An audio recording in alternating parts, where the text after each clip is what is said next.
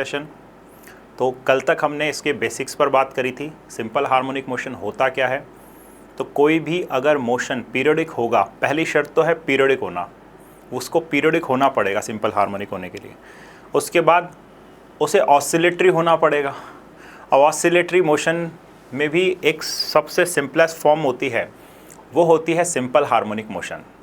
चलिए, तो अब कल जो पढ़ा था उसके आगे से बात करते हैं आज कि यहाँ पर एक जनरल इक्वेशन निकल के आती है। एक डिफरेंशियल इक्वेशन पर डिस्कशन करा था हमने कल कि सिंपल हार्मोनिक मोशन की एक डिफरेंशियल इक्वेशन होती है। वो डिफरेंशियल इक्वेशन क्या रहती है, A plus omega square x is equal to 0।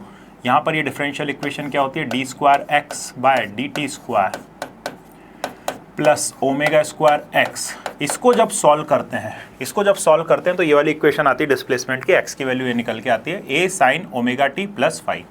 यहाँ पर ए क्या होता है, maximum displacement from mean position. Mean position से मैक्सिमम डिस्प्लेसमेंट को ही क्या बोलते हैं, एम्पलीट्यूड। तो यहाँ पर एम्पलीट्यूड क्या हो जाएगा, ए। ठीक, ओके।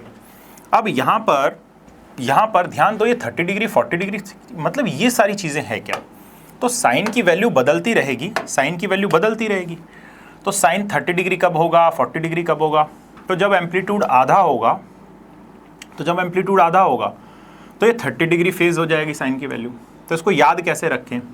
अच्छा, यहाँ से यहाँ तक आने में तो x की वैल्यू a हो जाएगी, मतलब साइन थीटा की वैल्यू 1 हो जाएगी जब ये 90 पर आएगा। हाँ, वैसे भी ठीक है कि साइन 90 की वैल्यू क्या होती है, 1 होती है। साइन 90 की वैल्यू क्या होती है, 1। ये चीज़ हमको बिल्कुल पता है। तो यहाँ पर आप a का जो भी मल्टीपल है, a का मल्टीपल क्या होता है, 1/2। अच्छा, साइन थीटा की वैल्यू 1/2 कब रहती है, साइन थीटा की वैल्यू 1/2 कब रहती है, 30 पर। तो हमने बोल दिया कि अच्छा ये क्या है, π/6, ये क्या है, π/6। ओके, तो 30 को π/6 भी बोलते हैं। फिर a/√2, मतलब a का मल्टीपल है 1/√2। तो साइन थीटा की वैल्यू 1/√2 कब रहती है, 45 पर। तो मतलब अभी इसका जो फेज़ है वो क्या है, 45, मतलब π/4। इसी तरह से a का मल्टीपल है √3/2, अच्छा, तो साइन थीटा की वैल्यू √3/2 कहाँ रहती है, 60 डिग्री पर रहती है, 60 डिग्री पर। तो 60 डिग्री को क्या लिखते हैं हम रेडियन में, π/3। उसके बाद अच्छा, साइन थीटा की वैल्यू मैक्सिमम a कब रहती है, अच्छा इसका मल्टीपल 1 है तो वो कब रहती है, π/2 पर। अच्छा, अब इसके कॉरेस्पॉन्डिंग टाइम निकालना है मुझे कि मेरा टोटल जो टाइम होता है ना बेटा, मेरा टोटल टाइम होता है मीन पोजीशन से एक्सट्रीम पोजीशन तक गया, फिर एक एक्सट्रीम पोजीशन से दूसरी एक्सट्रीम पोजीशन तक आया और फिर वापस मीन पोजीशन पर आ गया। एक पूरा चक्कर करके मीन पोजीशन से एक्सट्रीम पर गया, पॉजिटिव एक्सट्रीम, देन फिर negative extreme, and then it comes back to mean position. इसमें जितना समय लगा उसे टाइम पीरियड कहते हैं, एक बार फिर यहाँ से यहाँ तक, फिर वापस यहाँ तक और फिर यहाँ तक का टाइम। ये जो टाइम लगा, ये टाइम क्या कहलाता है, टाइम पीरियड। अच्छा, तो सर यहाँ से यहाँ तक टाइम कितना लगा, बेटा यहाँ से यहाँ तक जो टाइम लगा, वो कितना लगा, टोटल टाइम का 1/4 टाइम। तो सर यहाँ से यहाँ तक कितना लगा, उसको निकालना है। सारी टेंशन छोड़ दो, दिमाग में फटाफट। अच्छा, पाई का जो मल्टीपल है 6, अच्छा जो 6 है उसका दुगना कर दो और t से डिवाइड कर दो। 6 का डबल कर दिया, t से डिवाइड कर दिया। अच्छा, यहाँ पाई का जो मल्टीपल है 4, उसका क्या कर दो, डबल कर दो और t से डिवाइड कर दो। इसका मल्टीपल है 3, तो यहाँ पर t का डबल, 3 का डबल 6। इधर से यहाँ पर क्या है, 2। अच्छा, तो t के नीचे क्या आ जाएगा, 4। समझ में आ गया बात। तो यहाँ से यहाँ तक जाने में, आने में टाइम कितना लगा, ये लगा। यहाँ से यहाँ तक जाने में कितना लगा, ये लगा। यहाँ से यहाँ तक जाने में कितना लगा, इतना लगा। ऐसे यहाँ से यहाँ तक जाने में टाइम लगा t/12। t क्या होगा, टोटल टाइम पीरियड। t क्या है यहाँ पर, टोटल टाइम पीरियड। पूरा एक ऑसिलेशन कंप्लीट करने में लगा जो टाइम होता है वो होता है टाइम पीरियड। मैं बोलूँ कि इस एक्सट्रीम से इस एक्सट्रीम तक आने में कितना टाइम लगा, आपका जवाब होना चाहिए सर यहाँ से यहाँ तक तो t/4 और यहाँ से यहाँ तक भी t/4, मतलब t/2 टाइम लगा। ठीक है, तो पूरी जो डिस्टेंस है, अगर कोई पूछे कि डिस्टेंस कवर्ड बताओ, यहाँ पर कोई पूछे आपसे डिस्टेंस कितनी चला एक ऑसिलेशन में, तो मैं बोल रहा हूँ distance covered in one oscillation, one complete oscillation में कितनी डिस्टेंस चला? तो यहाँ से यहाँ तक a/2, यहाँ से यहाँ तक a, फिर यहाँ से यहाँ तक वापस a, तो ठीक है 2a हो गया, फिर यहाँ से यहाँ तक a, यहाँ से यहाँ तक वापस a, ठीक है, तो 2a इधर हो गया, तो इधर की साइड भी 2a, इधर की साइड भी 2a, तो डिस्टेंस कितनी हो गई 4a, डिस्टेंस कितनी हो गई 4a। अगर कोई पूछे डिस्प्लेसमेंट कवर्ड बताओ एक ऑसिलेशन में, displacement covered in one oscillation, तो डिस्प्लेसमेंट कितना चला 0, क्योंकि जहाँ से चले थे वहीं पर आ गए। तो इस आधार पर अगर कोई आपसे पूछता है कि एवरेज वेलोसिटी बताओ पूरे कंप्लीट ऑसिलेशन में, पूरे कंप्लीट ऑसिलेशन में एवरेज स्पीड बताओ और एवरेज वेलोसिटी बताओ, एवरेज स्पीड बताओ और एवरेज वेलोसिटी बताओ। तो एवरेज स्पीड तो क्या हो जाएगी, distance 4a divide by time period, capital time period, और डिस्प्लेसमेंट 0 है तो एवरेज वेलोसिटी भी 0 आ जाएगी आपकी। ठीक है, तो वेलोसिटी चेंज होती जाती है, एम्पलीट्यूड भी चेंज होता जाता है। हमने देख लिया किस टाइम पे क्या रहता है, हाफ एम्पलीट्यूड का हाफ a/2 कब चलता है, जब एंगल 30 डिग्री फेज रहता है और उस पर टाइम की वैल्यू क्या रहती है t/12, अगर यहाँ से शुरू करा है तो। अब ये जो समस्या या क्वेश्चन जो आता है उसमें कई बार क्या कर देता है कि शुरुआत मीन पोजीशन से नहीं करवाता, वो शुरुआत कहीं और से करवा देगा। तो अगर कहीं से भी शुरुआत हो रही है तो हम तो यहाँ पर एक फंडा जमा के लग रहे हैं, अच्छा इधर से इधर जा रहा है तो यहाँ पर ये साइन आएगा। अगर किसी ने यहाँ से स्टार्ट किया है मीन पोजीशन से और इधर की साइड जा रहा है तो हमें एक साइन का फंक्शन लेना है। अगर मुझे इक्वेशन लिखनी है, वो बोल दे इक्वेशन लिख के बताओ, तो मुझे साइन का फंक्शन लेना है। किसी ने यहाँ से स्टार्ट करा t/0 टाइम पर और वो इधर जा रहा है तो कॉस का फंक्शन ले सकते हो आप, ठीक है, कॉस का फंक्शन ले सकते हो। किसी ने यहाँ से स्टार्ट करा और इधर जा रहा है तो माइनस साइन हो जाएगा, किसी ने यहाँ से स्टार्ट करा और इधर जा रहा है तो ये भी माइनस साइन। अच्छा, तो ये साइन इधर प्लस का, इधर माइनस का, साइन इधर प्लस का और इधर की साइड माइनस का, इधर प्लस का, इधर की साइड माइनस का, कॉस इधर की साइड कोने पे प्लस का, कोने पे माइनस का। ठीक है, अभी देखते हैं कैसे। जैसे एग्जाम्पल के तौर पर ये क्या, अच्छा ये t/0 टाइम पर यहाँ है या फिर यहाँ पर है, इस पोजीशन पर, इस पोजीशन पर है, तो इस पोजीशन पर ये जा किधर रहा है, इधर, और t/0 टाइम पर कहाँ था, यहाँ था t/0 टाइम पर। तो यहाँ से यहाँ तक पहुँचने में टाइम कितना लगा, हम बोलेंगे टाइम कितना लगा सर, यहाँ से यहाँ तक टाइम कितना लगता है t/12, यहाँ से यहाँ तक टाइम कितना लगता है t/12। अच्छा, a का जो मल्टीपल होता है वो क्या होता है, फेज़, a का जो मल्टीपल क्या होता है वो फेज़ की जानकारी देता है। अच्छा, हाफ कब वैल्यू रहती है, π/6 पर, 30 डिग्री पर, और 6 का डबल कर दिया तो 12, t/12 आ गया टाइम। तो फेज़ π/6 है यहाँ से यहाँ तक, और टाइम क्या है t/12। अच्छा, फेज़ π/6 है तो यहाँ से स्टार्ट किया है तो साइन इस डायरेक्शन में जा रहा है पॉजिटिव, तो a तो इसका एम्पलीट्यूड है, दिख ही रहा है यहाँ से यहाँ तक का ये एम्पलीट्यूड है, ये एम्पलीट्यूड है। साइन ω/t, अगर यहाँ होता तो ω/t लिख देते, कुछ नहीं लिखते है ना, यहाँ लिखते, और फिर यहाँ पर क्या हो जाएगा π/6, ये कितना है यहाँ पर π/6, इस जगह पर अगर बात करें तो π/6 इसमें ऐड हो जाएगा, ठीक, तो π/6 अगर यहीं पर पोजीशन है उसकी तो यहाँ वाली पोजीशन के हिसाब से π/6, इस जगह पर इक्वेशन क्या हो जाएगी उसकी, इंस्टेंटेनियस इक्वेशन π/6। और देखिए सवाल, अब सवाल करते जाते हैं जिससे चीज़ें क्लियर होती जाएंगी। तो the amplitude and the time period of SHM are, amplitude दे दिया ये रहा, एंड टाइम पीरियड भी दे दिया ये रहा, respectively. If the initial phase is π/2 radian, initial phase is π/2 radian, initial phase is π/2 radian, then the equation representing SHM, then the equation representing SHM। तो general equation क्या है, देखो y is equal to a sine ω/t plus phi होता है initial phase, omega होता है यहाँ पर टाइम। अच्छा, ओमेगा मुझे निकालना है तो पहले ओमेगा तो अलग से निकालना पड़ेगा। ओमेगा कैसे निकलेगा, omega is equal to 2π/T। अच्छा, t की वैल्यू पता है क्या मुझे टाइम पीरियड की, हाँ 0.2 सेकेंड, तो यहाँ पर ये आ गया 2π/0.2, जब इसमें रखेंगे तो यहाँ से पॉइंट हटा ऊपर की साइड 20 हो गया, तो ये आ गया 10π के बराबर। अच्छा, तो ओमेगा की वैल्यू तो आ गई मेरे पास, इक्वेशन में ओमेगा की वैल्यू तो आ गई, तो यहाँ पर 10π, तो ये दोनों तो हट गए मेरे, ये दोनों तो कैंसिल आउट हो गया, फर्स्ट और सेकंड हो सकता है, क्यों, क्योंकि इनमें ओमेगा की वैल्यू 10π आ रही है, ओमेगा की वैल्यू 10π आ रही है। ठीक है जी भैया।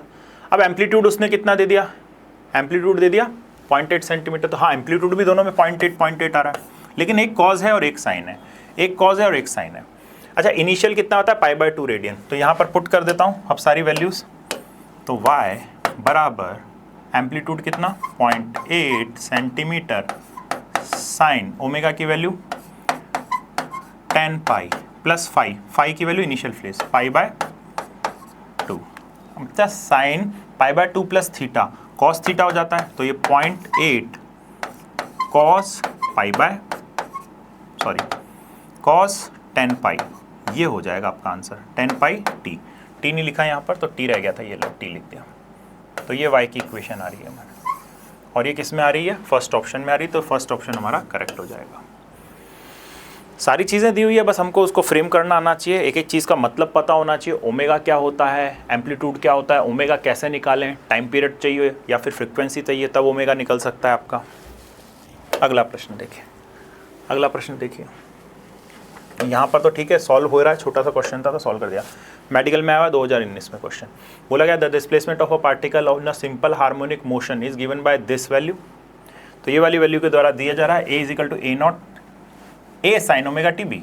अच्छा तो यार ये जो चीज़ है ना, ये जो वैल्यू है ये क्या होती है, मीन पोजीशन हो जाएगी अब मेरी। और यहाँ पर ये दोनों जो हैं ये एम्पलीट्यूड को बनाएंगे, ये वाली वैल्यू क्या बनाएगी, एम्पलीट्यूड बनाएगी। अच्छा ये साइन भी है कॉस भी है, तो इसका क्या हो जाता है square root of A square and B square. तो इसको वापस से मैं एक बता के बता देता हूँ कुछ इस तरह से। तो अब ये है आपका 0, ये है y और ये है टाइम। तो आपकी मीन पोजीशन यहाँ शिफ्ट हो गई है, आपकी मीन पोजीशन कहाँ शिफ्ट हो गई, यहाँ। ये है अब मीन पोजीशन A0।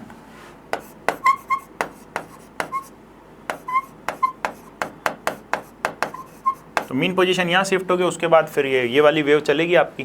तो ये वाली वेव में क्या हो जाएगा, स्क्वायर रूट ऑफ ए का स्क्वायर एंड बी का square, square root of A का स्क्वायर एंड बी का square.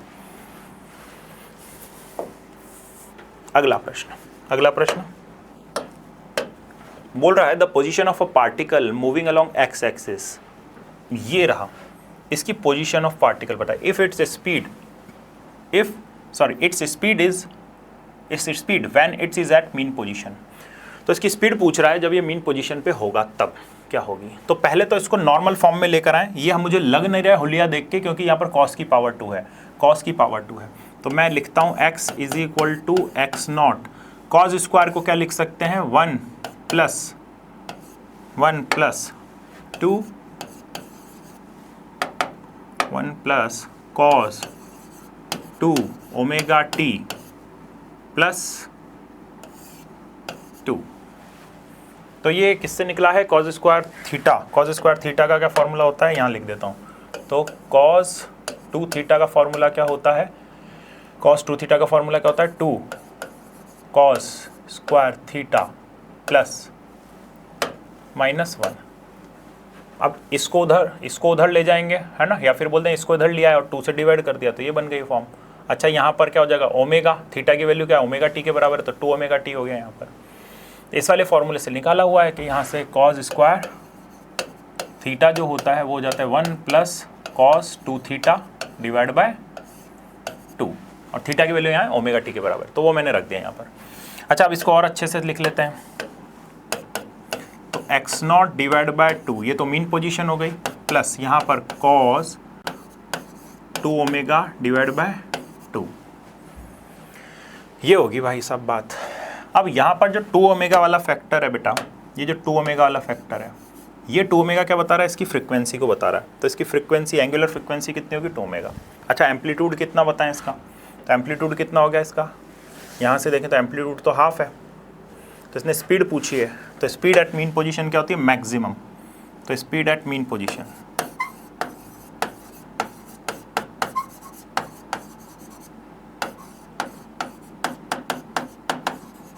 Speed at mean position होती है हमारी ए ओमेगा। कल देखा था ये चीज़, ए ओमेगा होती है स्पीड, है ना, ए ओमेगा। मीन पोजीशन पर स्पीड क्या होती है, मैक्सिमम। मीन पोजीशन पर स्पीड क्या होती है, मैक्सिमम। तो v मैक्सिमम जो होता है वो कितना होता है, ए ओमेगा के बराबर होता है। अच्छा यहाँ से एम्पलीट्यूड क्या है, एम्पलीट्यूड क्या देखने को मिल रहा है हमको, x0। इस इक्वेशन में एम्पलीट्यूड क्या देखने को मिल रहा है हमको, x0, ये रहा x0। अच्छा फिर एम्पलीट्यूड तो x0 मिल गया, x0 है कि x0/2 है, x0 है कि x0/2 है। यहाँ से मुझे लग रहा है ये जो चीज़ है 1/2 एम्पलीट्यूड है। क्या है एम्पलीट्यूड? 1/2। ये तो मीन पोजीशन हो जाती है, ये 1/2 एम्पलीट्यूड है, ये तो मीन पोजीशन है, ये 1/2 एम्पलीट्यूड है। तो एम्पलीट्यूड है 1/2 और ओमेगा क्या है? 2 ओमेगा के बराबर। एम्पलीट्यूड है 1/2 और ये 2 ओमेगा के बराबर। ठीक, तो ये मीन पोजीशन हो गई 2x0। अब ये x0, अच्छा इसमें x0 मल्टीप्लाई नहीं करा, ये वाली टर्म रह गई कि अगर इसको मल्टीप्लाई करेंगे तो ये x0 भी आएगा यहाँ पर एक्स्ट्रा, तो इसका एम्पलीट्यूड x0/2 हो जाएगा। तो यहाँ पर स्पेसिफाई कर लेते हैं पहले कौन सी चीज़ क्या है। तो यहाँ से a की वैल्यू कितनी आ रही है? a की वैल्यू ये रही x0/2 और ओमेगा जो है वो कितना है? 2 ओमेगा के बराबर है। ठीक है, ओमेगा डैश लिख देता हूँ यहाँ, ठीक है, 2 ओमेगा के बराबर है यहाँ पर हेयर। अब बस कुछ भी नहीं है, इसके बाद इसको सॉल्व कर लेते हैं। तो v maximum is equal to amplitude जो है x0/2 है और ये 2 ओमेगा के बराबर है। 2 से 2 चला गया तो ये कितना आ गया? x0 multiplied by omega. ये दिया हुआ है जी हमको फोर्थ ऑप्शन में दिया हुआ है। ठीक, तो यहाँ पर कुछ भी नहीं करना, पहले तो हम उसको नॉर्मल फॉर्म में लेकर आ गए क्योंकि कॉस की पावर 1 रहेगी, साइन की पावर 1 रहेगी, तभी हम उसको कंपेयर कर सकते हैं स्टैंडर्ड इक्वेशन से। अच्छा, अब इनको मल्टीप्लाई कर दिया x0 और हाफ हाफ डिवाइड कर दिया इसमें, तो 1/2 तो x0/2 और x0/2 cos ओमेगा टी।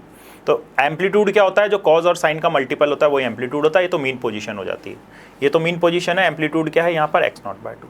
अच्छा, एंगुलर फ्रीक्वेंसी कितनी दी रही है? जो टी का मल्टीपल होता है वो एंगुलर फ्रीक्वेंसी होती है, टी का जो मल्टीपल होता है वो एंगुलर फ्रीक्वेंसी होती है। तो यहाँ पर एंगुलर फ्रीक्वेंसी 2 ओमेगा हो गई। अब फिर a ओमेगा और यहाँ पर वैल्यू रख के आंसर ले लिया। अगला प्रश्न देखते हैं। अगला क्वेश्चन में कहता है the displacement of an object attached to a spring executing simple harmonic motion is given by x is equal to this the time at which it is maximum first, speed is first maximum. तो वो time बताना है जहाँ पर speed आपकी first maximum हुई है। तो स्पीड फर्स्ट मैक्सिमम हुई है, ओके ओके ओके ओके। अब इसके 1 2 3 तरीके होते हैं करने के। एक तो कॉज वाली इक्वेशन है, पहली बात तो प्लस में है, और कॉज वाली इक्वेशन है, प्लस में है और कॉज वाली इक्वेशन है। तो जैसे मैंने लाइन बताई थी कि आपकी ये लाइन बना ली हमने, जैसे ये मीन पोजीशन होगी। अच्छा, कॉज में है तो कॉज यहाँ से स्टार्ट होएगा, इधर की साइड जा रहा है तो ये प्लस में लेंगे कॉज को, है ना, ये प्लस का कॉज होगा, इधर की साइड जा रहा है तो अब यहाँ पर पहुँचेगा तभी तो स्पीड मैक्सिमम होगी। यहाँ पर पहुँचेगा तो उसमें टाइम कितना लगा? t/4 लगा। यहाँ से यहाँ तक पहुँचने में टाइम कितना लगा? t/4। अच्छा, तो यहाँ से ओमेगा फैच कर लेता हूँ इस इक्वेशन से। ओमेगा किसके बराबर दिया हुआ? मुझे पाई के बराबर दिया हुआ है, और मुझे टाइम निकल जाएगा तो टाइम हो जाता है 2π/ओमेगा, और यहाँ पर 2π/पाई दिया हुआ है, तो टाइम पीरियड कितना हो गया? 2 सेकेंड हो गया। अब ये जो टाइम है यहाँ से लेकर यहाँ तक पहुँचने का टाइम है, ये कितना होता है? t/4। तो अब हम अपनी वाली मुद्दे की बात, जो क्वेश्चन का आंसर देना है कि टाइम टू रीच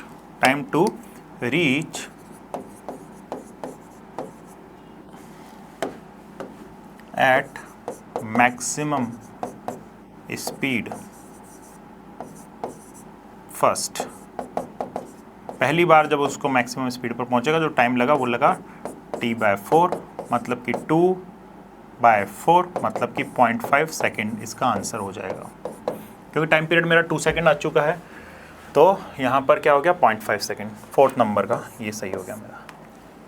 ठीक, तो पहले तो हमने टाइम पीरियड निकाला, उसका क्या कर दिया? 1/4 कर दिया, तो वही टाइम हो जाएगा यहाँ पर। अगला क्वेश्चन देखिए।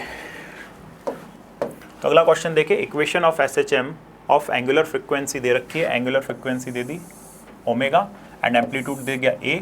If a particle is situated at a/√2, मतलब कि फेज क्या होगा? π/4, और टाइम क्या हो जाएगा? t/8 एट t बराबर 8 second and is going towards mean position. देखो इसको बनाना पड़ेगा ताकि चीज़ समझ में आए आपको। अच्छा, ये मीन पोजीशन है MP, ये माइनस नेगेटिव एक्सट्रीम, ये पॉजिटिव एक्सट्रीम। उसने क्या बताई? हाल मुकाम क्या बताया? ये बताया उसने कि पार्टिकल यहाँ पर है और जा इधर की साइड रहा है, उसकी पोजीशन क्या बताई? a/√2। अच्छा, a/√2 पर है, ओके ओके ओके, a/√2 पर। तो यहाँ से यहाँ तक का जो टाइम है, यहाँ से यहाँ तक का जो टाइम है वो कितना हो जाता है, टी बाय 8 हो जाएगा। अब उसकी इक्वेशन बोल रहा है कि उसकी इक्वेशन लिख के बताओ।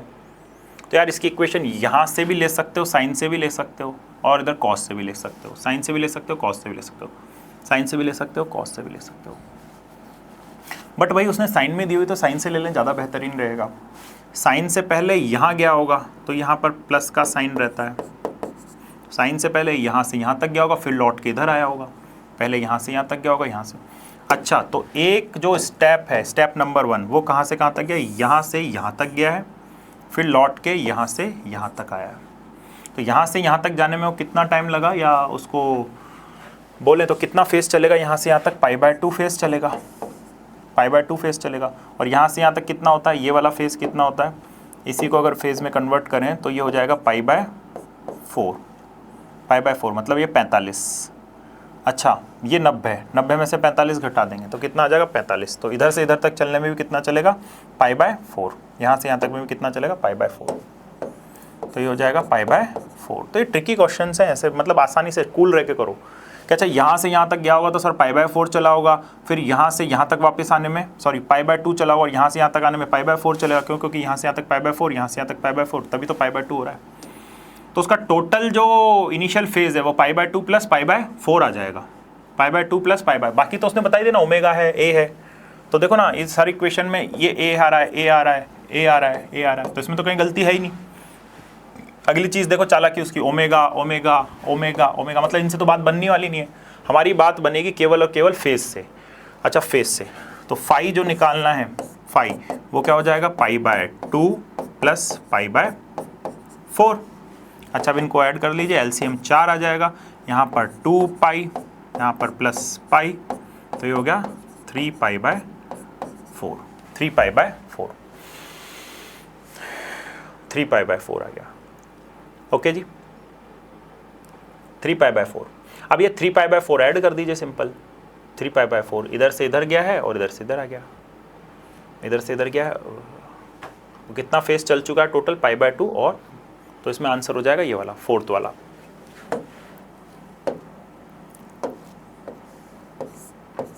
फोर्थ वाला आंसर प्लस फेज हो जाएगा यहाँ पर, कि यहीं से शुरुआत कर रहा है t/0 टाइम पर। यही t/0 टाइम है, अगर t/0 टाइम पर यहाँ है तो कितना फेज आगे है, ये तो π/2 और इधर से π/4। साइन की इक्वेशन में लिख रहे हैं। अगर कॉज में लिखते तो कॉज में केवल π/4 आगे हो जाता, कॉज में क्या हो जाता, π/4 आगे हो जाता। अगला प्रश्न ये कॉन्सेप्ट है। तो कैलकुलेशन ऑफ टाइम टेकन मैंने बता दिया कि मीन पोजीशन से ये हाफ है a/2, तो यहाँ पर आपका फेज़ अगर लिखूँ मैं तो फेज़ क्या बैठता है, आप बोलेंगे कि फेज़ क्या बैठता है सर, 1/2 जो मल्टीपल है वो 1/2 वैल्यू कब रहती है, 30 डिग्री पे। 30 डिग्री क्या होता है, π/6। अच्छा, 6 है तो उसमें 2 मल्टीप्लाई कर दी तो यहाँ पर टाइम आ जाएगा t/12। यहाँ से यहाँ तक का टाइम t/12। अच्छा, यहाँ से यहाँ तक का टाइम तो बिल्कुल याद रहना चाहिए t/4 होता है, यहाँ से यहाँ तक का टाइम t/4 होता है। तो अगर कोई पूछ ले कि भैया मुझे इन दोनों के बीच का टाइम बताओ, ये वाला टाइम कितना हो जाएगा, इस वाली पोजीशन और इस वाली पोजीशन पे। अदर हाफ देखो, यहाँ से हाफ जाने में उसको थोड़ा सा जो टाइम लगेगा वो यहाँ से यहाँ तक जाने में जल्दी जाएगा, फिर यहाँ से यहाँ तक थोड़ा कम टाइम में जाएगा। क्यों सर, बेटा यार फोर्स बढ़ता जा रहा है ना, इधर से तो मीन पोजीशन पे स्पीड मैक्सिमम होती है, जल्दी जल्दी गया, फिर धीरे धीरे जाते जाते स्पीड कम होती गई, तो ये जो आधी जर्नी ट्राई करने में टाइम उसको थोड़ा सा ज़्यादा लगेगा। तो इसको कैसे निकालें सर, t/4 में से t/12 माइनस कर दीजिए, तो t/4 माइनस t/12 से ये वाला टाइम आ जाता है। ये वाला टाइम निकालना तो t/4 t/12 पे आ जाता है। ठीक, तो इस तरह से आप कन्वर्ट कर सकते हैं। तो ये मैंने टाइम पीरियड सारे के सारे लिख दिए हैं यहाँ पर, आप इनसे रेफरेंस ले सकते हैं कि मीन पोजीशन से हाफ एम्पलीट्यूड तक जाने में टाइम लगा t/12, उसके बाद मीन पोजीशन से कहाँ तक a/√2 तक जाने में कितना टाइम लगा, t/8, उसके बाद 3a/2 तक जाने में t/6 लगा। इसी तरह से मीन पोजीशन से a तक, एक्सट्रीम पोजीशन तक जाने में टाइम लगा, और दोनों एक्सट्रीम पोजीशन के बीच में ट्रैवल करने में, एक एक्सट्रीम से दूसरे एक्सट्रीम तक जाने में टाइम लगा, वो लगता है t/2। अब देखिए जी, ये दिया हुआ है, particle executes SHM with time period t and amplitude a, time period t amplitude a, its displacement from mean position at t/8। t/8, अच्छा उसका डिस्प्लेसमेंट पूछ रहा है। तो जब t/8 है ये टाइम t/8 है, तो फेज़ क्या होगा, मैंने बताया था फेज़ के जो डिनोमिनेटर का दुगना करके ही यहाँ करते हैं, तो फेज़ क्या हो जाएगा π/4। अच्छा π/4 में मल्टीप्लिकेशन फैक्टर क्या आ जाएगा 1/√2, a में 1/√2 मल्टीप्लाई हो जाएगा, तो ये पोजीशन हो जाएगी। तो a/√2 जिसमें आ रहा है वही हमारा आंसर हो गया। a/√2 जिसमें आ रहा है वही हमारा आंसर हो गया। बड़ा आसान सा क्वेश्चन, बट धीरे धीरे कंसेप्चुअल क्लैरिटी आती जा रही है।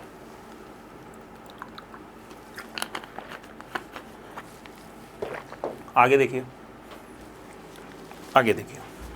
A particle executes SHM from extreme position and it covers a distance equal to half of its amplitude in 1 second. Determine its time period of motion. तो उसने बोला कि यार ये कहानी है, मैं लिख देता हूँ यहाँ पर वापस से कि अच्छा ये मीन पोजीशन है और ये एक्सट्रीम है, पॉजिटिव एक्सट्रीम है, ये नेगेटिव एक्सट्रीम है। उसने बोला particle executes SHM from extreme position, extreme position से SHM एग्जीक्यूट कर रहा है यहाँ से, इस जगह से, and covers distance equals to half of its amplitude. तो यहाँ पर पहुँच गया है, कहाँ पर पहुँच गया है, a/2 पर पहुँच गया है, इधर की साइड चल रहा है, a/2 पर पहुँच गया। तो बोल रहा है determine its time period of motion, determine the time period of, इसमें इतने में जाने में टाइम कितना लगा उसको, 1 सेकेंड लगा। तो यार ये टाइम जो है मैंने बताया था इसका तरीका क्या है। अच्छा यहाँ से यहाँ तक का तो टाइम लगता है सर यहाँ से यहाँ तक का तो टाइम लगता है t/12 और यहाँ से यहाँ तक का टाइम लगता है t/4।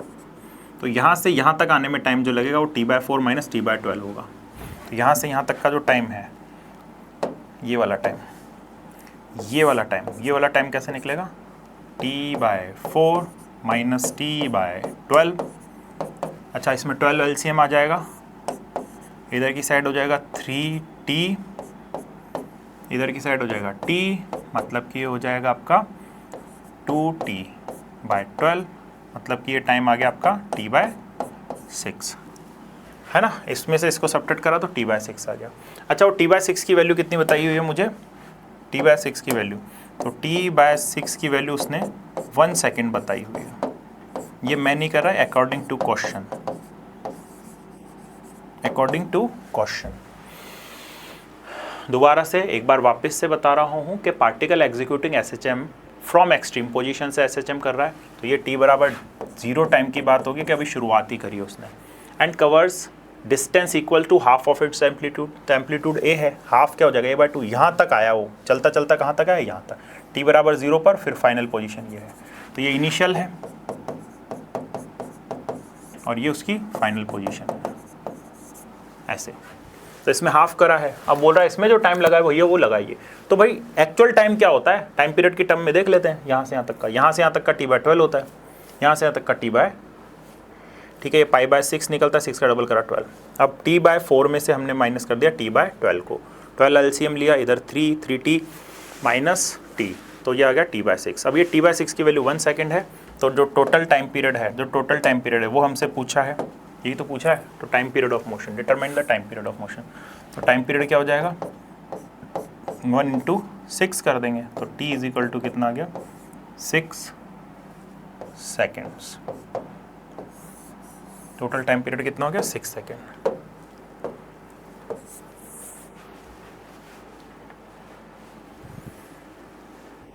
ठीक है, तो जो हमारा टाइम निकला था उसको उसने बताया था कि 1 सेकेंड है, तो इससे 6 सेकेंड आ गया। ठीक, चलो जी आगे बढ़ते हैं हम। अगला क्वेश्चन, अच्छा क्वेश्चन।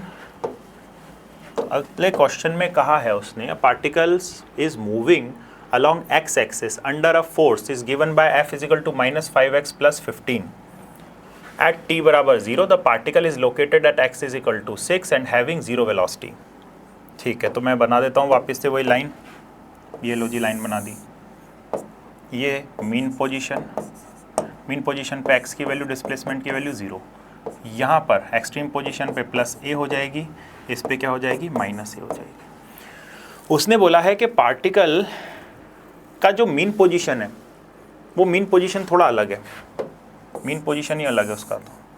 तो अभी अपन मीन पोजीशन भी नहीं डिसाइड करते क्या है क्या नहीं है, वो बता रहा है उस चीज़ को।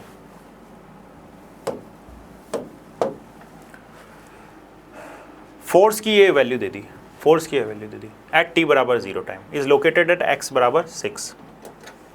तो टी बराबर 0 पर फोर्स की वैल्यू ये है। अब बोल रहा है having zero velocity, having zero velocity. अब जीरो वेलोसिटी कब होती है? जीरो वेलोसिटी कब होती है? मीन पोजीशन पे होती है जीरो वेलोसिटी, मीन पोजीशन पे होती है जीरो वेलोसिटी। ये है मीन पोजीशन, यहाँ पर वेलोसिटी होगी जीरो। अच्छा, यहाँ पर वेलोसिटी होगी तो यहाँ पर वेलोसिटी अगर एक्सट्रीम पोजीशन पे होती है, मीन पोजीशन पे फोर्स जीरो होता है, तो उसकी मीन पोजीशन पहले फाइंड आउट करते हैं कि मीन पोजीशन क्या होगी। फोर्स की इक्वेशन दी हुई है, ये दी हुई है फोर्स की, तो उसकी मीन पोजीशन की कार्रवाई करते हैं। पहले तो मीन पोजीशन का पता लगाते हैं। मीन पोजीशन के लिए क्या होता है? मीन पोजीशन पर फोर्स जीरो हो जाता है, तो ये वैल्यू रख दें, माइनस का 5x plus 15 is equal to 0। तो यहाँ से x की वैल्यू आ जाती है 3। तो ये मीन पोजीशन मेरी निकल के आ गई 3 है। तो मीन पोजीशन क्या है? 3।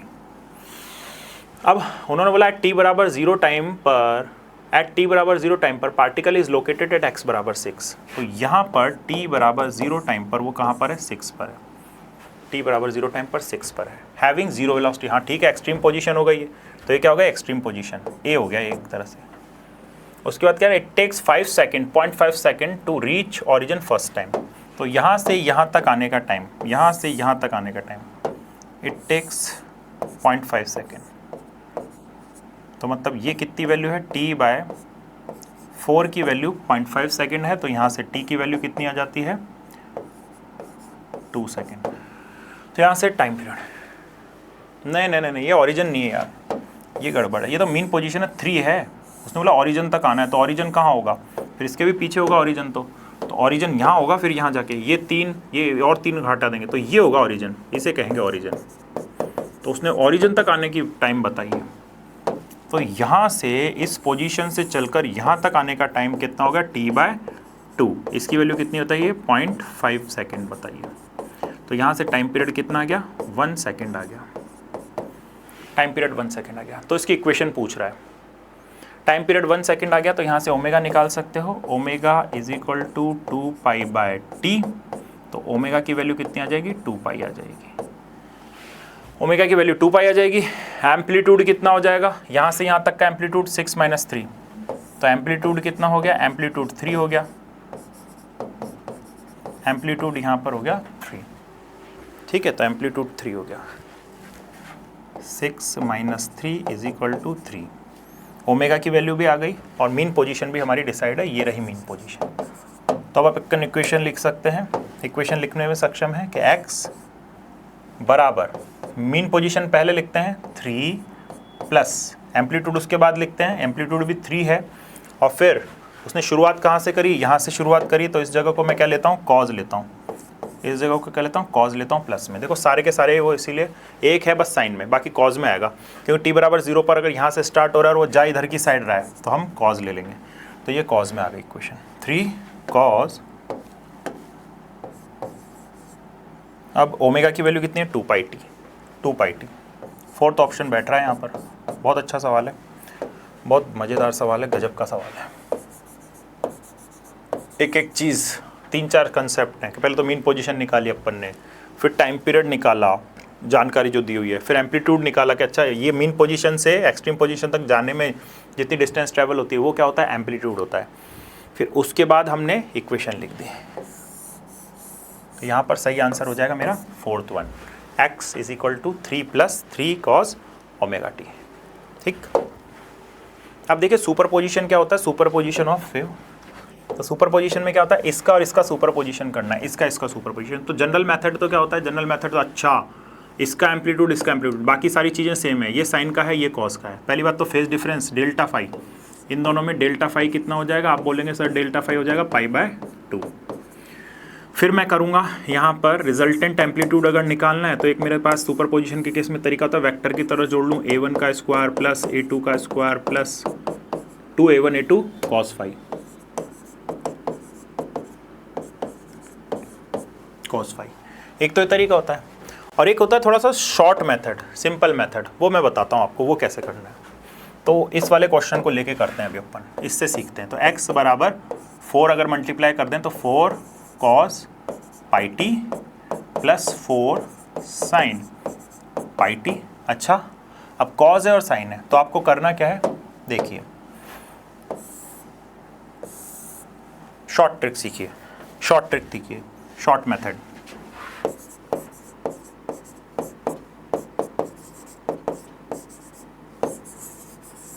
शॉर्ट ट्रिक में यहाँ पर प्लस का साइन लिख दीजिए, यहाँ प्लस का साइन है तो यहाँ माइनस का साइन हो जाएगा।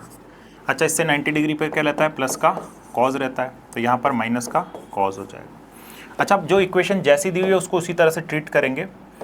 तो मेरे को कॉज प्लस का दिया हुआ है, ये वाला टर्म देखें तो कॉज प्लस का है, इसका एम्पलीट्यूड कितना है 4, तो यहाँ पर मैंने बना दिया एक वेक्टर 4 जिसका एम्पलीट्यूड 4 है। फिर ये वाली टर्म में साइन प्लस का है और उसका एम्पलीट्यूड कितना है +4, ये लो 4। अच्छा, अब इन दोनों का रिजल्टेंट निकाल लो, कोई दिक्कत नहीं, इन दोनों का रिजल्टेंट निकाल लिया तो रिजल्टेंट कितना आ गया 4√2, तो रिजल्टेंट एम्पलीट्यूड क्या आ गया 4√2, खत्म। ये रहा रिजल्टेंट एम्पलीट्यूड ही तो पूछा पार्टिकल का, रिजल्टेंट एम्पलीट्यूड फटाफट से आ गया। आप बोलोगे कि सर ये तो मैं ऐसे भी कर लेता, लेकिन अभी कॉम्प्लिकेशन बढ़ेगा अगले सवाल में, ये वाला सवाल है, तो इस सवाल को करके देखते हैं। 3 वेव्स दे दी, अब इसमें आप पहले इन दोनों का रिजल्टेंट निकालोगे, फिर इससे रिजल्टेंट निकालोगे, सुपरपोजिशन करोगे, बहुत टाइम लग जाएगा। तो शॉर्ट ट्रिक से जल्दी से हो जाएगा, देखो कैसे। तो इधर की साइड आपने लिखा प्लस का साइन, इधर की साइड लिखा आपने माइनस का साइन, इधर की साइड लिखा प्लस का कॉस, इधर की साइड लिखा माइनस का कॉस। पहले नंबर की वेव ले रहे हैं, पहले नंबर की वेव, इसमें एम्पलीट्यूड 5 है, साइन जो है वो प्लस का है। देखो पहली बात तो साइन में माइनस नहीं आ रहा, आगे प्लस का है, तो एक्स एक्सिस पे जाएगा जहाँ पर प्लस साइन होता है, और ओमेगा टी में कुछ भी ऐड नहीं हो रहा, फेज वेज कुछ भी नहीं है, तो यहाँ पर मैंने 5 एम्पलीट्यूड बना दिया, ये रहा 5 एम्पलीट्यूड, ठीक है। उसके बाद ये वाला देखिए x2 वाला, अच्छा ये भी प्लस का साइन है, इसका भी एम्पलीट्यूड 5 है, लेकिन ये ओमेगा टी से कितना आगे है, और जो मेरा फेज़र रहता है वो ऐसे करके घूमता है, फेज़र जो रहता है वो ऐसे करके घूमता है, तो इसको हम बना देंगे इस तरह से, ये रहा, ये वाला इधर की साइड रहा, तो इसका क्या है 5, और ये यहाँ से कितना है 53, cos 53 आगे, ये ओमेगा टी वाला एक्सिस हो जाता है, और उससे 53 आगे है, उससे 53 आगे है। उसके बाद अगला तीसरे नंबर का x3, इसका देखो माइनस का कॉज हो गया, और एम्पलीट्यूड 10 है, सावधान, माइनस का कॉज क्या है, यहाँ पर ओमेगा टी में कुछ भी ऐड नहीं हो रहा, तो इस एक्सिस पे गिरेगा ये, और माइनस का 10 एम्पलीट्यूड लेकर आएगा, तो यहाँ पर ये हो गया आपका माइनस का 10।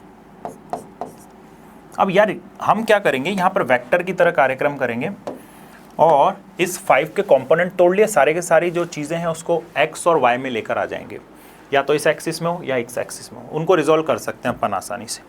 तो इस 5 के मैं 2 कंपोनेंट तोड़ रहा हूँ, एक तो ये 5 cos 53, 5 cos 53 कितना बैठेगा बेटा 5 cos 53 की वही वैल्यू जो sin 37 की, तो 3/5, तो ये आ जाएगा 3।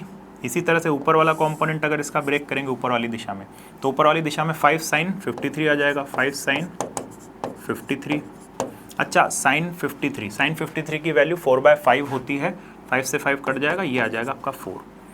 अब सारे फोर्स y में, इसको हटाओ, सारे फोर्स y में, सारे फोर्स x में, ठीक है। तो इसका काम खत्म, इसका काम अब खत्म, इसका काम खत्म। अब देखो दोबारा से बना लेता हूँ, ये ऊपर 4 है, नीचे की साइड कितना है -10 है, इधर की साइड 2 है, एक 5 भी है, और इधर की साइड क्या है, एक 3 भी है। बस इनको रिजॉल्व कर लो, इनको रिजॉल्व करोगे तो नीचे की साइड कितना आ गया -6, और इधर की साइड कितना हो गया 8। अच्छा, इसका रिजल्टेंट लोगे तो ट्रिपलेट बन रहा है, 6 8 का क्या हो जाता है 10 आ जाएगा रिजल्टेंट एम्पलीट्यूड। ये रहा आंसर, है ना, सिंपल, फटाफट हो गया इससे। तो इसके कंपोनेंट हमको तोड़ने थे। तो इसी तरह का ये सवाल रहा, इसमें रेशियो ऑफ एम्पलीट्यूड्स पूछा है, तो ये तुम्हारे लिए क्या हो जाएगा, अभी के लिए होमवर्क है। अगर नहीं आता तो नेक्स्ट सेशन में आप मुझसे पूछिए, ठीक है, आप मुझे मैसेज कर सकते हैं। तो ये हो गया होमवर्क आपका। इसमें क्या पूछा, मैं हिंट दे देता हूँ कि एक तो इसका एम्पलीट्यूड तो 6 आ रहा है, ये इसका एम्पलीट्यूड हो गया, इसका एम्पलीट्यूड आपको निकालना पड़ेगा, तो 3 को मल्टीप्लाई कर देंगे और वही मेथड लगाएंगे शॉर्ट ट्रिक वाला।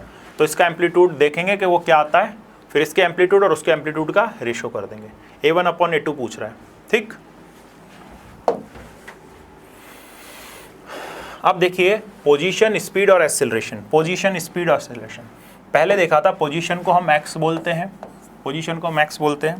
फिर स्पीड पोजीशन की टर्म में v बराबर a, v बराबर omega square root of a square minus x square होता है, और एक्सेलरेशन क्या हो जाता है माइनस ओमेगा स्क्वायर एक्स। ये सब पोजीशन की टर्म में होते हैं। ये डिस्प्लेसमेंट रहा, ये आपका स्पीड रही, और ये रहा आपका एक्सेलरेशन। लेकिन अब टाइम की टर्म में बात करें, इन टर्म्स ऑफ टाइम, टाइम की टर्म में एक्स ये रहा, टाइम की टर्म में एक्स ये रहा। अच्छा, इसको डिफरेंशिएट कर दीजिए, differentiate with respect to t, तो मेरे स्पीड की इक्वेशन आ जाएगी। ठीक है, तो इधर आ गया v, dx बाई dt करा v, और यहाँ पर a इधर आ गया, ओमेगा इसका बाहर कूद के आ जाएगा, तो a omega sine omega T का क्या हो गया कॉस ओमेगा टी। तो टाइम की टर्म में स्पीड की इक्वेशन ये आ गई। अच्छा, कभी कहीं भूल जाओ, याद नहीं रहे, तो इसका डिफरेंशिएशन कर दो, x का तो पता है। ठीक है, ओके जी। अब इसके साथ पहले तो मैं साइन वाली इक्वेशन बना देता हूँ। साइन वाली इक्वेशन ये रही,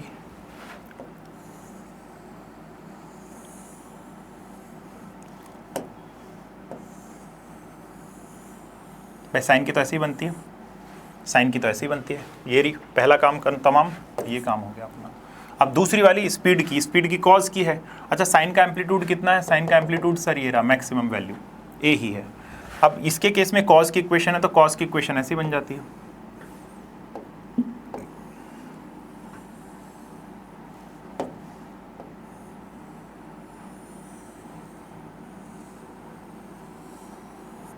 ऐसे करके। तो ये कॉस की बन गई। इसका एम्पलीट्यूड कोई पूछे तो ये लो जी, इसका एम्पलीट्यूड बना दो। इसका एम्पलीट्यूड कितना है, ए ओमेगा, ए ओमेगा इसका एम्पलीट्यूड।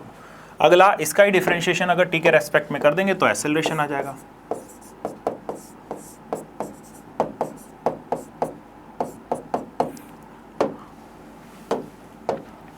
अब ये एक्सेलरेशन आ गया, तो यहाँ पर ए ओमेगा, अब कॉस का क्या हो जाएगा माइनस साइन, यहाँ पर माइनस साइन, और ओमेगा बाहर निकल के आ जाए तो ए ओमेगा स्क्वायर, और ये हो गया sign omega T, sign omega T. अब माइनस का साइन है तो उल्टा बन जाएगा, फ्लिप होके ऐसे बन जाएगा माइनस का साइन, माइनस के साइन की इक्वेशन ऐसे बन जाएगी। तो इसका एम्पलीट्यूड क्या हो जाएगा माइनस ए ओमेगा स्क्वायर, इसका मैक्सिमम एम्पलीट्यूड क्या हो जाएगा ये माइनस ए ओमेगा स्क्वायर। कोई मैक्सिमम एक्सेलरेशन पूछता है, यही तो आता है ए ओमेगा स्क्वायर। कहाँ पर होता है, एक्सट्रीम पोजीशन पे। कोई मैक्सिमम स्पीड पूछता है, क्या होता है ए ओमेगा, कहाँ पर होती है मीन पोजीशन पे। ये इक्वेशंस बन गई। ठीक, अब आगे देखिए, अब आगे चलते हैं हम एनर्जी के बारे में, एनर्जी के बारे में बात करते हैं। तो काइनेटिक एनर्जी की बात करते हैं। तो काइनेटिक एनर्जी ऑफ एसएचएम, तो दो टाइप की होती है, काइनेटिक एनर्जी और potential energy.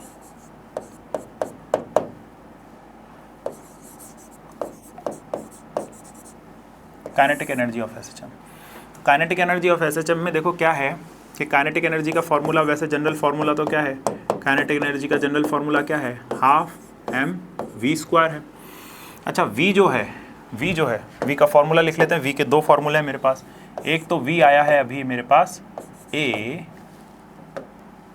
Omega square root of A square minus x square वाला, और एक टाइम की टर्म में भी है, टाइम की टर्म में भी है, वो है ए ओमेगा कॉस ओमेगा टी, ए ओमेगा कॉस ओमेगा टी। तो अब इसके दो फॉर्मूले बनेंगे मेरे पास,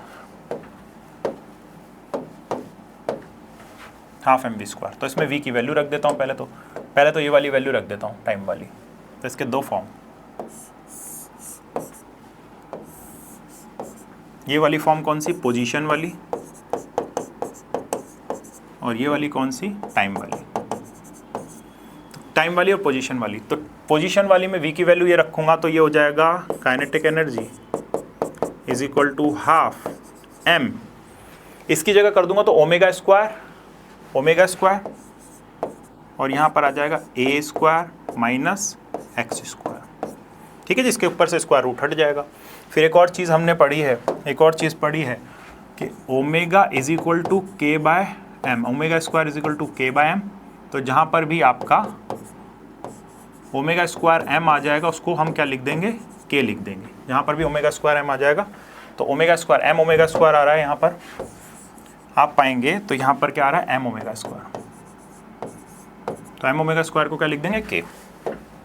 तो यहाँ से हमारा जो रिलेशन निकल के आ जाता है इसको के, तो इम्पॉर्टेंट रिलेशन काइनेटिक एनर्जी का जो निकल के आता है किसकी टर्म में, पोजीशन की टर्म में।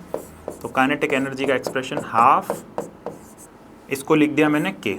तो के क्या होता है, स्प्रिंग कांस्टेंट ए स्क्वायर माइनस एक्स स्क्वायर, ए square minus x square.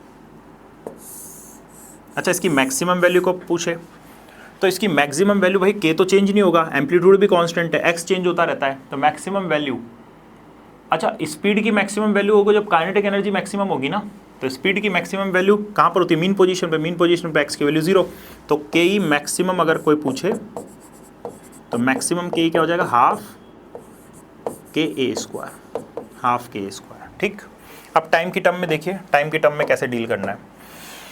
Time वाली इक्वेशन रख दीजिए, इससे काम हो चुका है हमारा, अब ये वाली इक्वेशन रखेंगे, है ना, अब इस पर आ रहे हैं। तो टाइम रख दीजिए वी के स्क्वायर, तो यहाँ पर हो गया हाफ के ई बराबर हाफ एम, वी की जगह रखेंगे तो ये हो गया A square omega square cos omega square, cos square omega T, cos square omega T. अब एम ओमेगा स्क्वायर की जगह के रख दूंगा तो हाफ, तो काइनेटिक एनर्जी का रिलेशन अब बॉक्स में बंद कर लेते हैं। तो इस तरह से टाइम की टर्म में भी काइनेटिक एनर्जी का एक्सप्रेशन आ गया, हाफ एम ओमेगा स्क्वायर की जगह मैं के रख रहा हूं तो के ए square cos square omega T, cos square omega T. ठीक है, ये वाली टर्म आ गई। इसके हिसाब से भी मैक्सिमम वैल्यू क्या आ गई, कॉस स्क्वायर ओमेगा टी, मतलब कॉस ओमेगा टी की मैक्सिमम वैल्यू 1। तो यहाँ पर भी आप बोलेंगे कि काइनेटिक एनर्जी मैक्सिमम क्या हो जाएगा, half K x square, half के ए स्क्वायर। ठीक है, ओके, तो ये हो गया।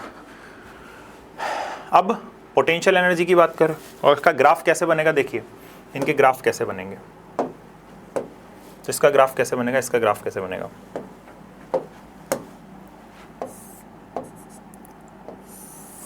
इसका ग्राफ कैसे बनेगा। तो यहाँ पर टाइम ले लिया, यहाँ पर क्या ले ली, काइनेटिक एनर्जी ले ली। अच्छा, कॉज स्क्वायर का ग्राफ कैसे बनता है, ऐसे बनता है कॉज स्क्वायर का ग्राफ।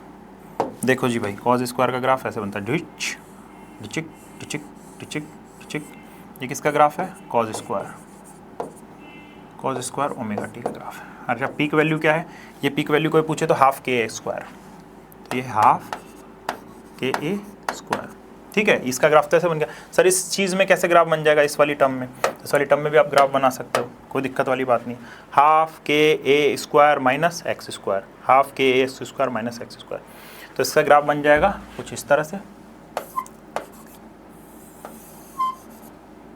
यहाँ पर x लिया है, यहाँ पर माइनस एक्स लिया है, और यहाँ पर काइनेटिक एनर्जी लिया। अच्छा, तो काइनेटिक एनर्जी मीन पोजीशन पे, तो मीन पोजीशन पे क्या है मैक्सिमम, और एक्सट्रीम पोजीशन पे क्या है, एक्सट्रीम पोजीशन पे x की वैल्यू a हो जाती है तो 0 हो जाएगी। तो ये कुछ ऐसे बनेगा। तो ये मीन पोजीशन है, मीन पोजीशन पे मैक्सिमम, ये कितनी है, हाफ के स्क्वायर, और एक्सट्रीम पोजीशन पे ये यहाँ पर हो जाएगी 0। ठीक, एक्सट्रीम पोजीशन ये यहाँ पर क्या हो जाएगा, x की वैल्यू a है, प्लस का a है, और यहाँ पर क्या है, माइनस का a। एक्सट्रीम पोजीशन पर काइनेटिक एनर्जी 0, क्योंकि स्पीड भी 0, तो इसका ग्राफ ऐसे बन गया। अब बात आती है पोटेंशियल एनर्जी की।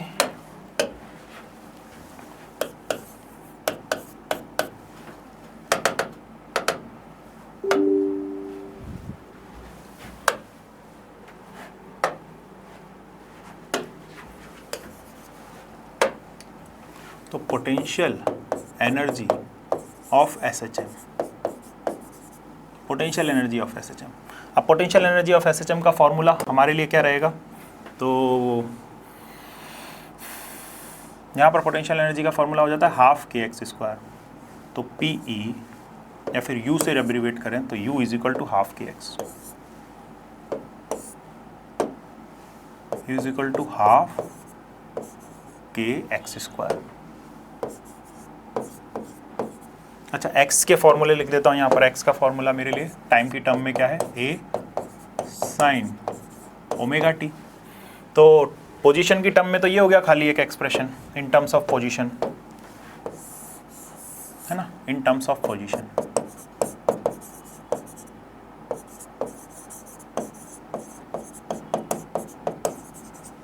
अब इसमें भी मैक्सिमम वैल्यू पूछे कोई, इसमें भी मैक्सिमम वैल्यू पूछे तो U मैक्सिमम कब होती है, पोटेंशियल एनर्जी मैक्सिमम कब होती है, जब x एम्पलीट्यूड के बराबर हो जाता है। तो x बराबर किसके होगा, a के, तब मैक्सिमम हो जाएगी। तो वो भी हो जाएगी हाफ के ए स्क्वायर। पोटेंशियल एनर्जी मैक्सिमम ये हो गया। अब टाइम की टर्म में देख लीजिए, टाइम की टर्म में U is equal to half K x, तो मतलब A square sine square omega T. यहाँ थोड़ा सिंपल है, तो ये इन टर्म्स ऑफ टाइम है।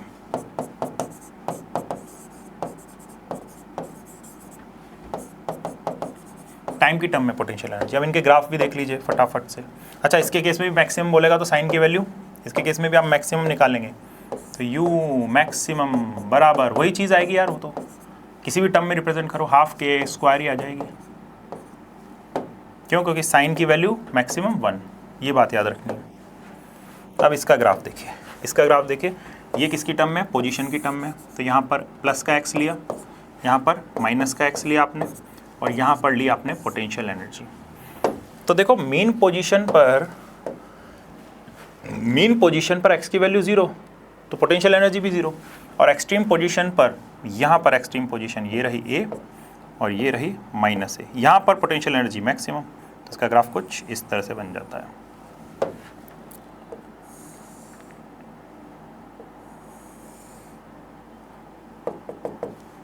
है ना, और ये वाली वैल्यू जो है मैक्सिमम इस जगह पर जो आ रही है, ये क्या है, हाफ के ए स्क्वायर। तो हाफ के ए स्क्वायर, हाफ के ए स्क्वायर। अब इसके केस में देखो टाइम की टर्म में कैसे बनेगी, ये रहा टाइम और ये रही पोटेंशियल एनर्जी। तो इसमें साइन का आ रहा है आपका, क्या आ रहा है, साइन स्क्वायर। तो साइन स्क्वायर का कैसे बनता है ग्राफ, ऐसे, तो साइन स्क्वायर का हो गया, साइन स्क्वायर ओमेगा टी का ग्राफ। अच्छा, इसकी पीक वैल्यू, इसकी पीक वैल्यू भी वही हाफ के ए स्क्वायर, हाफ के ए स्क्वायर होगी इसकी वैल्यू। ठीक, तो अब देखिए कंप्लीट टोटल एनर्जी की बात करें तो total energy of SHM, total energy हमेशा कांस्टेंट रहती है। Total energy of SHM is equal to kinetic energy plus potential energy. तो ये कितनी हो गई आपकी, हाफ के ए स्क्वायर। टोटल एनर्जी हमेशा फिक्स रहेगी, टोटल एनर्जी हमेशा फिक्स रहेगी। तो ग्राफ देख लीजिए, तो ये x रहा, ये माइनस एक्स हो गया, ये टोटल एनर्जी या फिर एनर्जी की बात करें। सारी एनर्जी को यहाँ दिखा देते हैं। तो देखिए ये रहा आपका पोटेंशियल एनर्जी का ग्राफ, ये रहा आपका काइनेटिक एनर्जी का ग्राफ। काइनेटिक एनर्जी को अलग कलर से बनाते हैं, तो ये रहा आपका काइनेटिक एनर्जी का ग्राफ।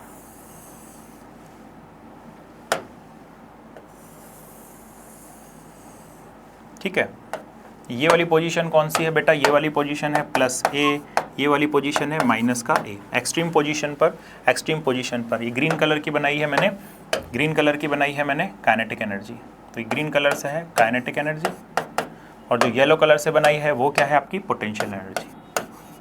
अब इन दोनों का सम हर जगह पे क्या होगा, फिक्स होगा, तो टोटल एनर्जी हमेशा कांस्टेंट रहेगी। ये रही टोटल एनर्जी, ये है मेरी टोटल एनर्जी। टोटल एनर्जी हमेशा कांस्टेंट है। अच्छा, जब पोटेंशियल एनर्जी मैक्सिमम है तो काइनेटिक एनर्जी 0 है, वही टोटल एनर्जी क्या है, हाफ के स्क्वायर, हाफ के स्क्वायर। अरे वही वाली बात है ना, जैसे एमजीएच हमेशा कांस्टेंट है, टोटल एनर्जी एमजीएच बोल दो कहीं भी, एमजीएच। ठीक, तो बोलते हैं कि मैक्सिमम हाइट पर एमजीएच हो जाती है, वही चीज़ है। अच्छा, इसी को अगर अपन टाइम की टर्म में बनाए इसी ग्राफ को, तो टाइम की टर्म में ग्राफ देखिए, ये एनर्जी हो गई। अब एनर्जी में सारी एनर्जी की बात कर लेते हैं। तो ग्रीन कलर से मैंने बनाया है काइनेटिक एनर्जी को। तो काइनेटिक एनर्जी में कॉज का फैक्टर आ जाता है, तो ये बना दिया। ठीक है, उसके बाद येलो कलर से मैं बना रहा हूँ पोटेंशियल एनर्जी को। पोटेंशियल एनर्जी में साइन की टर्म आती है, ये बन गया। और टोटल एनर्जी है हमारी पिंक कलर की, तो इन दोनों को जो सम कर दोगे हर जगह पर, ये टोटल एनर्जी आ गई। ठीक है, ये टोटल एनर्जी। यहाँ पर भी ये जो ग्रीन कलर की है, ये ग्रीन कलर की क्या है, काइनेटिक एनर्जी। और जो येलो कलर की है वो है मेरी पोटेंशियल एनर्जी। अच्छा, इन सभी का जो एम्पलीट्यूड है वो एम्पलीट्यूड यहाँ पर कांस्टेंट आ रहा है। ये वाली चीज़ क्या है, हाफ के स्क्वायर। चाहे पोटेंशियल एनर्जी की मैक्सिमम वैल्यू पूछो हाफ के स्क्वायर, चाहे काइनेटिक एनर्जी की मैक्सिमम वैल्यू पूछो हाफ के स्क्वायर।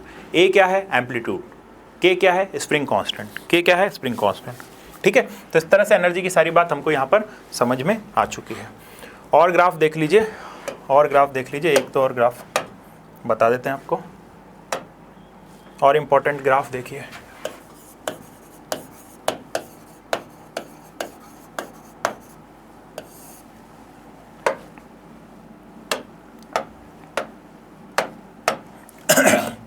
जैसे कि हम बात कर रहे हैं वेलोसिटी के लिए, तो वेलोसिटी का एक्सप्रेशन है हाफ के,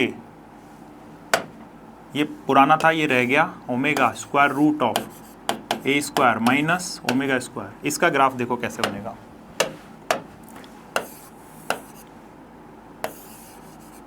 ठीक है, तो यहाँ पर ये x आएगा, सॉरी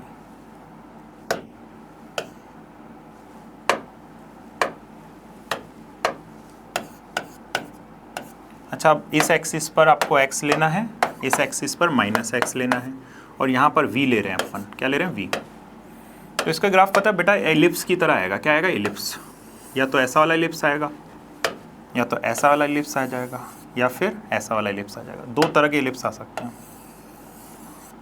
या तो ऐसा वाला एलिप्स आ जाएगा या फिर ऐसा। तो कैसा आएगा, एलिप्स आएगा। अगर कोई पूछे कि आपका पोजीशन वर्सेस स्पीड का ग्राफ, पोजीशन वर्सेस स्पीड का ग्राफ क्या दे रहा है आपको, एलिप्टिकल होगा, एलिप्स शेप का होगा। ठीक है, एलिप्स ऐसा भी आ सकता है और ऐसा भी आ सकता है, कोई फिक्स नहीं है, दोनों तरह का एलिप्स आ सकता है। अब अगला एक चीज़ और, फोर्स का या फिर एक्सेलरेशन। एक्सेलरेशन का क्या हो जाता है, माइनस ओमेगा स्क्वायर एक्स। इसका ग्राफ देखिए कैसा बनेगा। तो इसका ग्राफ कैसा बनता है भैया, वापस से वही एक्स बनाना है आपको। तो यहाँ पर प्लस का एक्स है, यहाँ पर माइनस का एक्स है, यहाँ पर हम ले रहे हैं एक्सेलरेशन, यहाँ पर हो जाएगा नेगेटिव एक्सेलरेशन। तो इसमें आपका y बराबर mx से जब कंपेयर करेंगे तो नेगेटिव स्लोप आ रहा है, और इंटरसेप्ट कितना है, 0 है, c की वैल्यू 0 है। ओहो, ये हो गया। अब इसका स्लोप जो है ये, तो इसका tan थीटा जो है वो किसके बराबर होगा, नेगेटिव ऑफ ओमेगा स्क्वायर के बराबर हो जाएगा। यही फोर्स का बन जाता है, इसमें मास मल्टीप्लाई हो जाता है। ठीक है, तो ये ग्राफ सारे इंपॉर्टेंट मैंने डिस्कस कर लिए यहाँ पर। किस किस के बीच में, स्पीड और डिस्टेंस के बीच में, स्पीड और एक्सेलरेशन और पोजीशन के बीच में, है ना, डिस्प्लेसमेंट या पोजीशन बोले, तो ये सब हो गए। अब एक जो चीज़ इंपॉर्टेंट रहती है यहाँ पर, spring pendulum, time period of spring pendulum.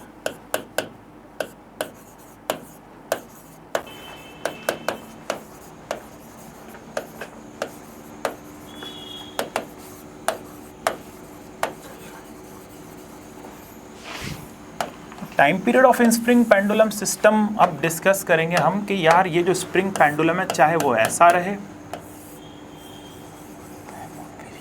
है ना, ये मास हो गया आपका, ये स्प्रिंग हो गई, इसकी के दे दी जाती है, तो इसका टाइम पीरियड कैसे लिखा जाता है, टी बराबर 2 pi square root of m by k. इस चीज़ पर हम डिस्कशन कर चुके हैं। अब चाहे स्प्रिंग पेंडुलम आपका ऐसे रहे तब भी टाइम पीरियड यही होगा, उसका कोई फर्क नहीं पड़ने वाला। Time period of spring pendulum आपका मास पर निर्भर करता है, हाँ बिल्कुल करता है। क्या के पर निर्भर करता है, हाँ बिल्कुल करता है। क्या जी पर निर्भर करता है, बिल्कुल नहीं करता। तो यहाँ पर टाइम पीरियड का क्या कंक्लूजन है कि टाइम पीरियड जो है वो प्रोपोर्शनल है स्क्वायर रूट ऑफ मास के। टाइम पीरियड जो है वो प्रोपोर्शनल है 1 by square root of K, but time period is proportional to G की पावर 0। तो ये क्या है, time period independent of G, gravity पर निर्भर नहीं करता। कोई बच्चा सोचे कि अच्छा ये है, यहाँ पर ग्रेविटी अलग होगी, मून पे ले जाएंगे तो टाइम पीरियड चेंज हो जाएगा, कि नहीं, मून पर, अर्थ पर, सब जगह पर टाइम पीरियड क्या रहेगा, सेम, क्योंकि इंडिपेंडेंट ऑफ जी है, इंडिपेंडेंट ऑफ जी है। अब कई बार ऐसे दे देता है आपको, जैसे कि एग्जाम्पल के तौर पर कुछ 2 मास दे दिया आपको, ये m1 है, ये स्प्रिंग से बंधे हुए हैं, ये m2 है। तो आपको क्या करना पड़ेगा, इसको रिड्यूस करना पड़ेगा, रिड्यूस मास सिस्टम से एक इकलौता मास बनाना पड़ेगा, तब फिर आप लगा पाओगे यहाँ पर स्प्रिंग पेंडुलम का टाइम पीरियड का फॉर्मूला। और वो रिड्यूस मास से यहाँ जो मास आएगा उसको म्यू बोल रहे हैं। और म्यू कैसे निकाला जाता है, देखिए म्यू जो हो जाएगा वो रिड्यूस्ड मास होता है m1 into m2 upon m1 plus m2। This is called the reduced mass, मतलब इनका एवरेज मास हो गया एक तरह से रिड्यूस मास। क्या हमने 2 मासेस के बजाय 1 मास बना लिया रिड्यूस मास। अब लगाओ आप टाइम पीरियड का फॉर्मूला, तो T बराबर 2 पाई, जहाँ मास है वहाँ पर क्या लिख देंगे अपन, रिड्यूस मास की वैल्यू, और यहाँ पर स्प्रिंग का K आ ही जाएगा। तो इस तरह से आप टाइम पीरियड निकाल सकते हो। ठीक, तो ये तो निर्भर नहीं करता ग्रेविटी पर, लेकिन time period of angular SHM की जो बात करें, time period of simple pendulum, ये तो स्प्रिंग पेंडुलम था, मैंने क्या लिखा, स्प्रिंग पेंडुलम। अब सिंपल पेंडुलम अलग चीज़ है, उसका देखिए time period of spring pendulum. क्योंकि ये भी 12th ही पढ़ा रहे थे ना मैंने LDC, वो भी 12th में 11th पढ़ा रहे हो। स्प्रिंग पेंडुलम क्या होता है, वो एंगुलर SHM करता है।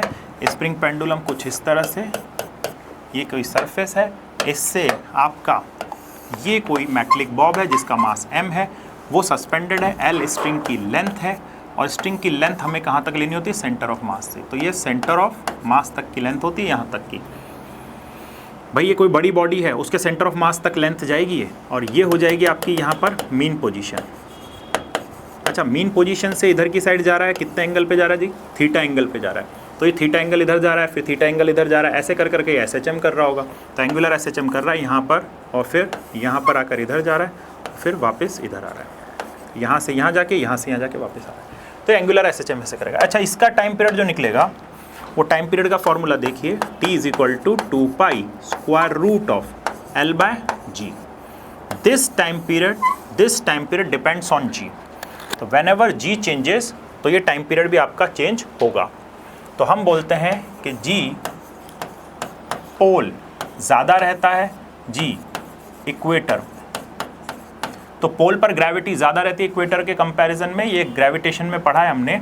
तो फिर बोल देंगे टाइम पीरियड इन्वर्स प्रोपोर्शन आ रहा है, देखो इन्वर्स प्रोपोर्शन आ रहा है। अच्छा, पोल पर फिर टाइम पीरियड कम हो जाएगा, तो पोल पर टाइम पीरियड कम हो जाएगा इक्वेटर के कंपैरिजन में, पोल पर टाइम पीरियड कम हो जाएगा। तो जहाँ जहाँ पर G पर अफेक्ट आएगा वहाँ पर टाइम पीरियड भी आपका चेंज हो जाएगा। और टाइम पीरियड निकालना आता है तो लीनियर फ्रिक्वेंसी, एंगुलर फ्रिक्वेंसी सब निकाल सकते हो। फ्रिक्वेंसी इज इक्वल टू क्या हो जाता है, यहाँ पर इसका उल्टा कर देंगे तो 1/2 pi square root of G by L। तो ये तो फॉर्मूलाज हैं, और G में जहाँ जहाँ चेंज आ रहा है, G में जहाँ जहाँ चेंज आ रहा है वहाँ इसमें आपका फ्रिक्वेंसी में और टाइम पीरियड में दोनों में चेंज आ जाएगा। ये बात बस आपको याद रखनी है, ठीक है। चलिए, अभी समय समाप्त हो रहा है, मिलते हैं फिर नेक्स्ट सेक्शन में। तब तक के लिए अच्छे से पढ़ाई करिए। All the very best.